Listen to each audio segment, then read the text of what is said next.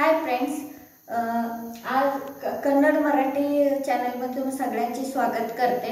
आज आपण जोडी शब्द बघायचा आहे। जोडी म्हणजे तुम्ही विरुद्धार्थक मध्ये वापरू शकता, म्हणजे अपोजिट वर्ड्स मध्ये पण वापरू शकता।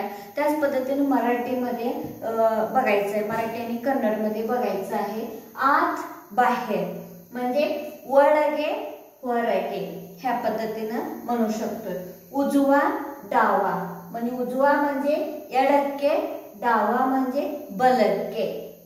पुढे मागे, पुढे म्हणजे मुंदे, मागे म्हणजे हिंदे।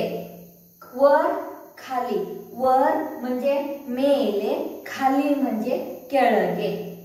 थंड गरम, थंड म्हणजे तन्नगे आणि गरम म्हणजे बेच्चगे असं होते। आणि द्या आणि घ्या, द्या म्हणजे कोडू आणि घ्या म्हणजे तोगो, कोडू तोगो ह्या पद्धतीने होतात। Okay, thank you.